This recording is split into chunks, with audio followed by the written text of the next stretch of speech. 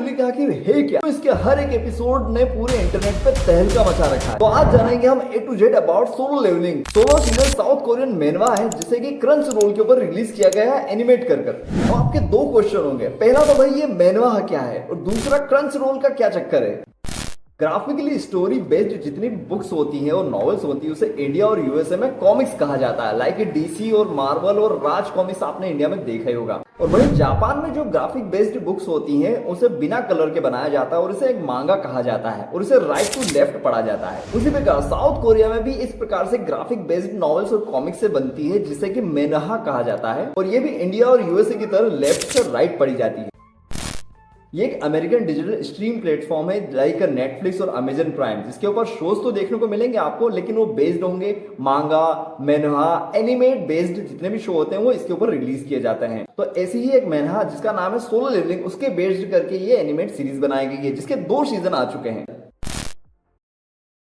अब धरती पर अचानक ही अलग अलग डायमेंशंस के गेट्स ओपन होने लग जाते हैं और उन डायमेंशन वाले गेट्स के अंदर अलग अलग एलियंस और डीमंस होते हैं जिनको मारने के लिए फोर्स जाती है, लेकिन फोर्स जो होती है काफी वीक होती है। तो कुछ लोग जो होते हैं वो एक मशीन तैयार कर लेते हैं क्योंकि मशीन के द्वारा जिसमें जितनी ज्यादा हाई पावर होती है उसको रैंक दी जाती है। इसमें SABCD और उसका सबसे लास्ट जो वीक वाली रैंक होती है E। अब हमारा जो हीरो है वो E रैंक वाला ही सुपर हीरो है जो दुनिया का सबसे वीक हीरो है और इसका नाम होता है जिनवू। अब जिनवू का हंटर बनने का सबसे बड़ा मकसद होता है उसकी माँ जो कि कोमा में जा चुकी है और घर का खर्चा चलाने के लिए, बहन की पढ़ाई के लिए और हॉस्पिटल का बिल देने के लिए पैसे नहीं होते। अब यहाँ पे हंटर्स का एक काम होता है कि अलग अलग गेट्स में जाना और वहां के डीमंस को मारना और वहां भी जो भी चीजें मिलती हैं, बेशकीमती चीजें मिलती हैं, उन्हें लेकर आना और यहाँ मार्केट में बेच के उससे पैसे अर्निंग करते हैं। और इन सारे हंटर्स को कंट्रोल करती है गिल्ड्स नाम की एक प्राइवेट कंपनी जो कि अलग अलग जगह अलग अलग देश में बनी हुई होती है। अब जिन्हू जब भी किसी गेट में जाता है तो वो बहुत ही ज्यादा घायल हो जाता है हमेशा की तरह। वहीं पे एक जूही नाम की हंटर होती है जो A क्लास हंटर होती है जो हमेशा हीलर का काम करती है और इसे हील करती रहती है, इसे डांटती भी रहती है और उसे प्यार भी करती है। अब एक बार ये एक गेट में जाते हैं जहाँ पे सभी डीमंस को ये मार देते हैं। उसके बाद सडनली एक गुफा इन्हें दिखाई देती है जिस गुफा के अंदर जैसे ही ये लोग सभी जाते हैं तो वहां एक प्राचीन एशियंट मंदिर दिखाई देता है जहाँ बड़ी बड़ी डरावनी मूर्तियां बनी होती है और वहां पे 3 नियम लिखे रहते हैं उस मंदिर के। देवता का सम्मान करो, देवता की तारीफ करो, अपनी भक्ति को साबित करो। अब सभी लोग समझ नहीं पाते हैं और बस यहाँ से जाने ही वाले होते हैं और अचानक दरवाजा बंद हो जाता है और सारी मूर्तियां जो होती हैं एक्टिव हो जाती हैं। उसी में वो मूर्तियां जो होती हैं इन सभी को मारने लग जाती हैं। तभी जिन्हों को 3 नियम याद आ जाते हैं और बाकी को बचाते हुए कहता है कि भाई देवताओं का सम्मान करो, उनकी तारीफ करो। और जैसे ये सारी चीजें होती हैं वैसे ही वो सारी मूर्तियां हिलना रुक जाती है, उन्हें मारना बंद कर देती हैं। लेकिन लास्ट नियम होता है देवता की भक्ति साबित करने का, तो उसके लिए किसी एक की बलि देना होती है। तो वो वहीं खुद रुक जाता है और सभी को बाहर भेज देता है कहते हुए कि यार मेरे आसपास कुछ भी नहीं है, मेरी जिंदगी में कोई कुछ अच्छा नहीं हो रहा है, मैं पहले ही बहुत वीक हूँ तो मेरे मरने से कुछ नहीं होने वाला, तो मैं यहाँ रुक जाता हूँ, बाकी सब चले जाओ। तो वैसे ही वो सारे चले जाते हैं, दरवाजा बंद होता है और सडनली वो देवता उसकी बलि ले लेते हैं और कुछ समय के बाद उसकी आंख खुलती है एक हॉस्पिटल के अंदर जहाँ उसे अलग अलग गेमिंग टाइप की स्क्रीन दिखाई देने लगती हैं जिसके ऊपर लाइक गेम की तरह जो स्टेजेस होती हैं वैसी स्टेजेस दिखाई देने लग जाती है, लेवल्स दिखने लग जाते हैं। उसे समझ नहीं आता कि आखिर हो क्या रहा है। तब उसे पता चलता है कि एक्चुअल में उसकी जो बलि ली है, बलि के बाद उसमें कुछ पावर्स दे दी गई है उस देवता के द्वारा जिसमें जो कि गेम बेस्ड है। जब भी वो किसी डीमंस को मारता है तो उसका लेवल अपग्रेड होता है और अपग्रेड होने के साथ ही में बहुत सारी चीजें उसको मिल जाती हैं, लाइक कुछ पावर्स मिल जाती हैं। और जब भी वो अपनी टीम के साथ हंटिंग के लिए जाता है और जब भी किसी डीमन को मारता है तो गेम की ही तरह उसका लेवल धीरे धीरे इंक्रीज होने लग जाता है, जो दर्शकों को काफी ज्यादा एंटिसिपेटेड करता है कि पहले तो एक स्टोरी उसके बाद गेम दोनों को मिक्सअप किया कि जो स्टोरी लाइन तैयार की गई वो काफी ज्यादा कूल है। तो जैसे जैसे डीमंस को मारता है उसका लेवल तो अपग्रेड होता ही है, साथ में उसकी बॉडी और ट्रांसफॉर्म भी हो जाता है। वहीं लेवल पार करने पर उसे की मिलती है, की को जैसे ही प्रेस करता है वहां पे एक नया टास्क उसे मिलता है। एक बिल्डिंग होती है जो कि 100 मंजिला होती है और इस बिल्डिंग पर हर मंजिल पर एक डीमन और मॉन्स्टर होता है जिसे पार करने में कुछ न कुछ गिफ्ट मिलता है। और जैसे ही 100 मंजिला वो पार करेगा वहां पे नोटिफिकेशन आता है कि उसे एक फॉर्चून वाला दवाई मिलेगी जिससे किसी को भी वो ठीक कर सकता है। और तभी एपिसोड में और मजा आता है क्योंकि 100 लेवल पार करने पर उसे जो फॉर्चून मिलेगा, जो अमृत मिलेगा, वो उससे उसकी माँ को ठीक कर सकता है। और वो डेली दिन भर नए नए गेट्स में जाता है और धीरे धीरे अपनी पावर को इंक्रीज करता है।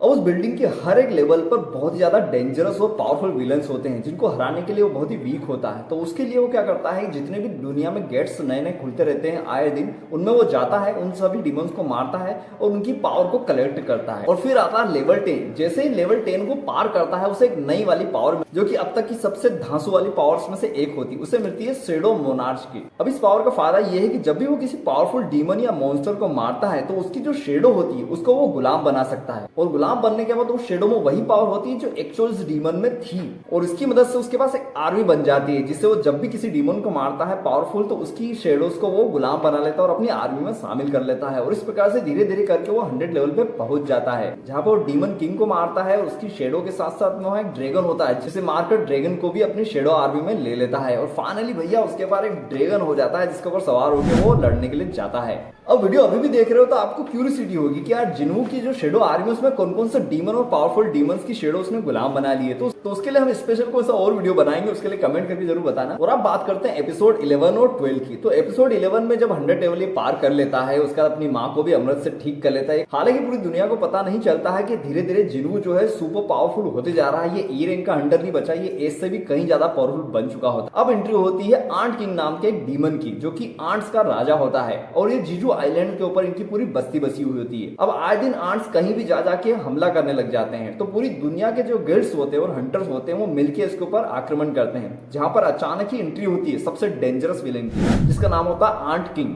अब ये बंदा क्या होता है, हर एस रैंक के हंटर की गर्दनें काट देता है, यानी मार डालता है, बहुत ही सेकंड्स में मार देता है। और कुछ जो एस रैंक के हंटर्स होते हैं वो गुफा में जाते हैं क्वीन को मारने के लिए, और तभी वहां पे भी आंट किंग आ जाता है और वहां पे एक दो हंटर्स की गर्दनें खा जाता है और बाकी सबको बहुत ही ज्यादा घायल कर देता है। वहीं पे चायन नाम की एक लड़की होती है जो कि एस रैंक हंटर होती है, जो कि आगे चल के जिन्हों की वाइफ भी बनेगी। तो ये बंदी कुछ ज्यादा ही डैमेज हो जाती है एज पर दूसरे हंटर्स। अब ये मरने ही वाले होते हैं कि उसके पहले सडनली ही इस एपिसोड के एंड में शेडो आर्मी आ जाती है और सारी आंट्स को रोक देती है, और यही सबसे बड़ा हाइप का कारण होता है। और फिर एंट्री होती है जिन्हू की। सभी शॉक्ड हो जाते हैं कि ई क्लास का बंदा अचानक यहाँ कैसे आ रहा है और ये क्या करने जा रहा है। और फिर रिलीज होता है एपिसोड 12, जहां पर सबसे पहले तो ये बाकी जो घायल हंटर्स होते हैं उनको हीलिंग वाली दवाई पिला देता, सबसे हील हो जाते हैं। लेकिन चायन जो होती काफी ज्यादा डैमेज हो जाती है, तो वो हील नहीं हो पाती।